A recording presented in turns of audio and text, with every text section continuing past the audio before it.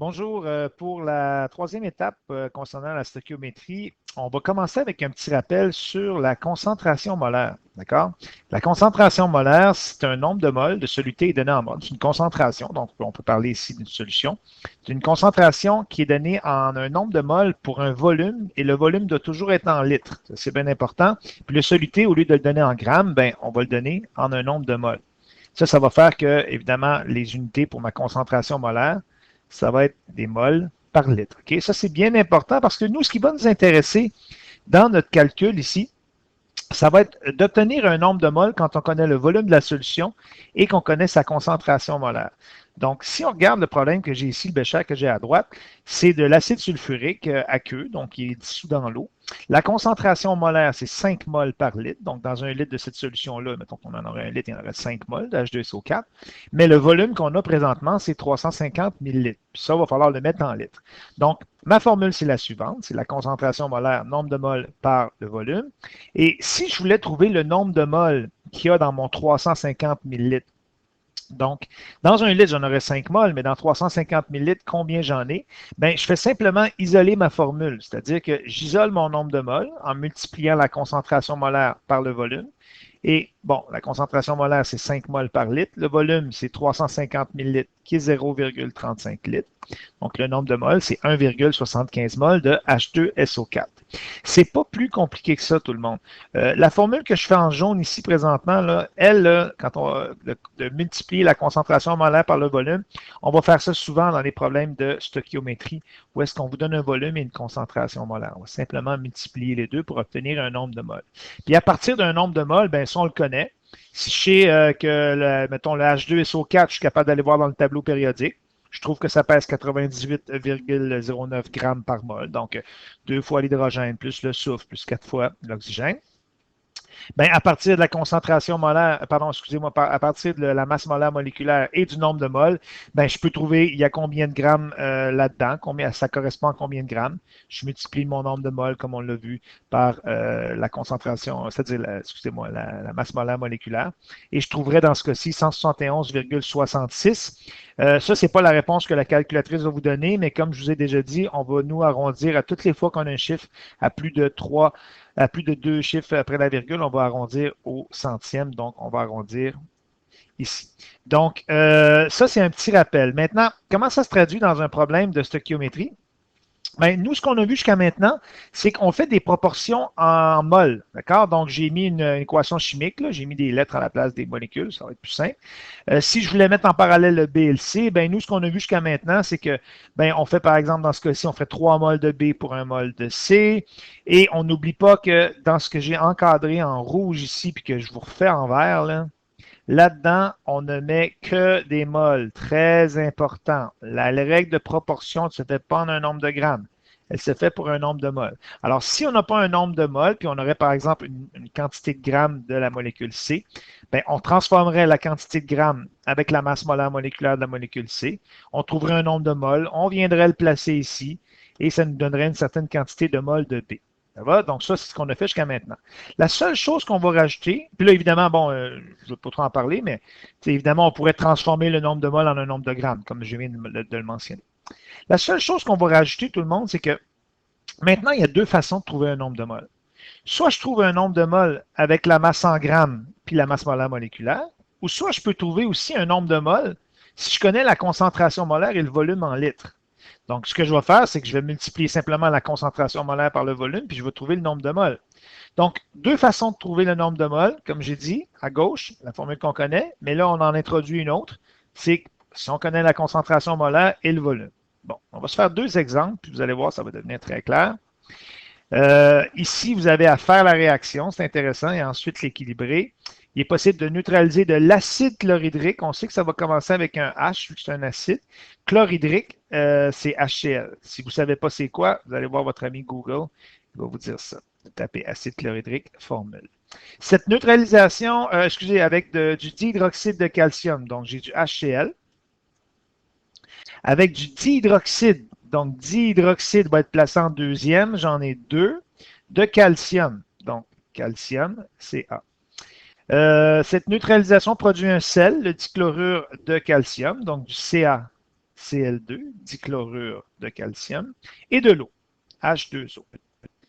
Donc, on va équilibrer cette réaction-là. Tout de suite, on peut voir que les chlores, j'en ai 2 du côté des produits, donc je vais aller placer un 2 devant le HCl. Et si on regarde nos hydrogènes et calcium, c'est correct. Les hydrogènes, j'en ai 2 ici, hydrogènes, mais là, je vais en avoir 2 ici, ça fait 4. Ici, j'en ai seulement 2. Je vais venir placer un 2 devant l'eau. Donc, mon équation devrait être équilibrée. Les coefficients sont 2, 1, 1, 2. Maintenant, si on regarde notre problème, quelle masse de dihydroxyde de calcium est nécessaire pour neutraliser 600 ml d'une solution de HCl à une concentration de 2,8 mol par litre?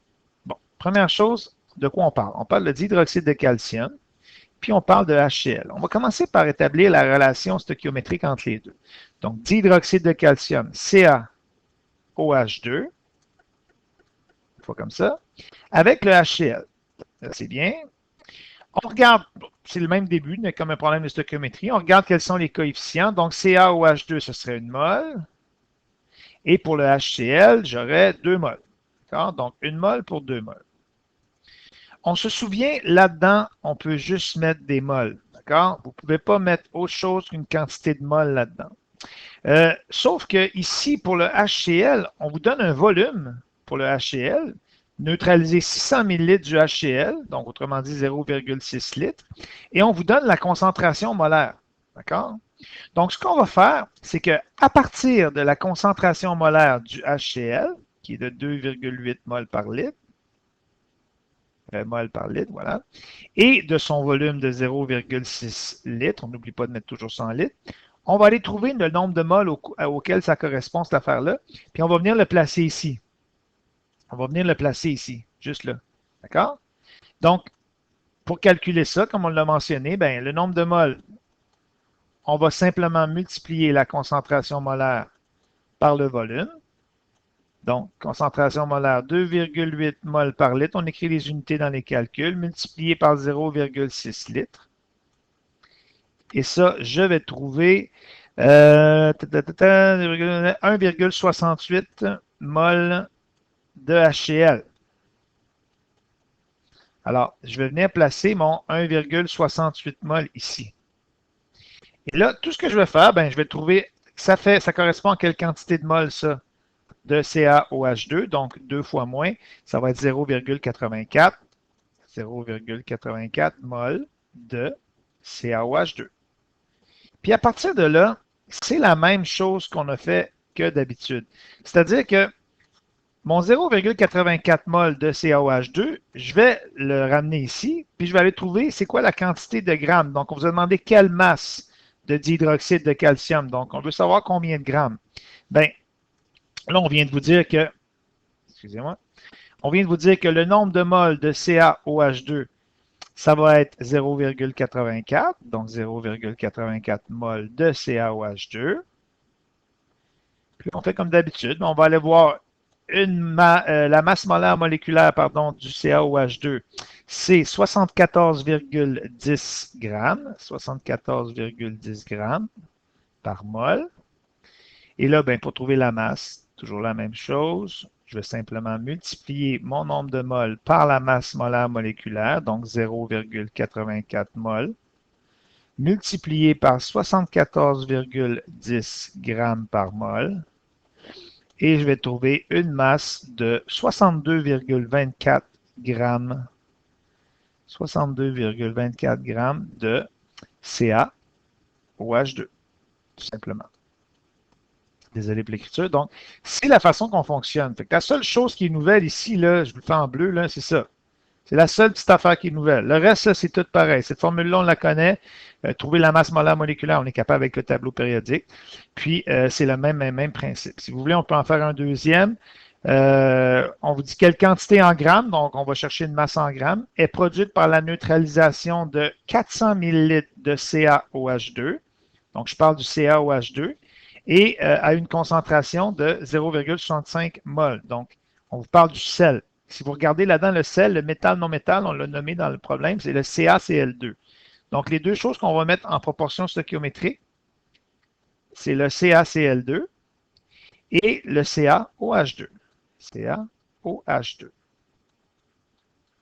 Donc, une fois qu'on va faire ça, ben, les proportions stoichiométriques qu'on va voir en haut, CaOH2 et CaCl2, c'est 1 mol pour 1 mol. Donc, ça, c'est les coefficients de la réaction qui m'ont donné ça. 1 mol pour 1 mol. Donc, ça va être simple pour le calcul du nombre de moles. Évidemment, ici, là-dedans, comme je l'ai déjà mentionné, je peux juste mettre un nombre de moles.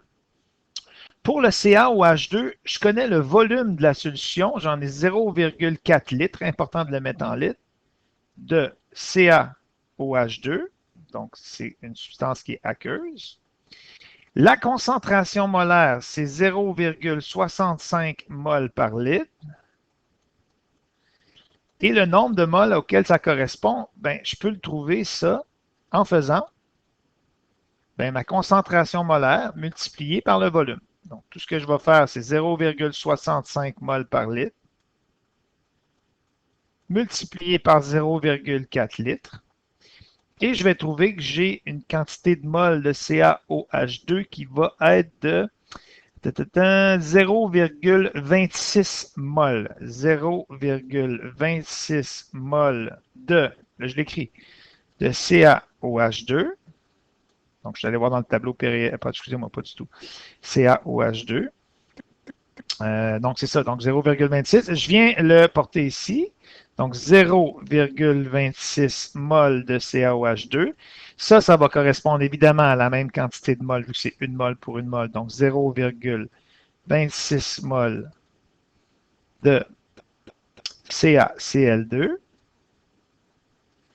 Et là, tout ce que je viens faire, c'est que mon 0,26 mol de CaCl2, je viens le placer ici. Rappelez-vous, c'est ce qu'on vous demandait. Quelle quantité en grammes de sel? C'est du CaCl2.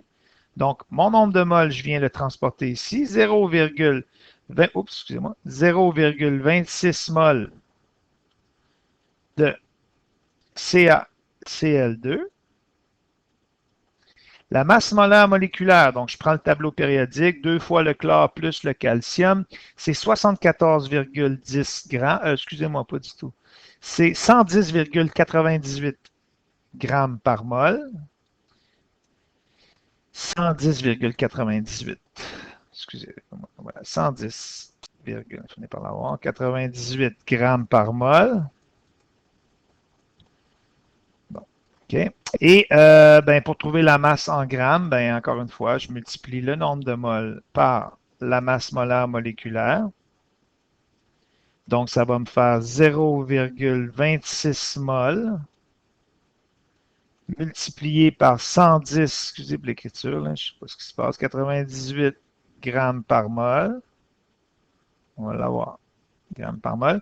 Donc, la masse de CaCl2 à laquelle ça correspond, cette affaire-là, c'est 28,85 grammes. 28,85 grammes de CaCl2. Voilà, ça complète. Alors, j'espère que c'est clair. Il s'agit de vous pratiquer avec le numéro 10. Ça devrait bien aller. Merci.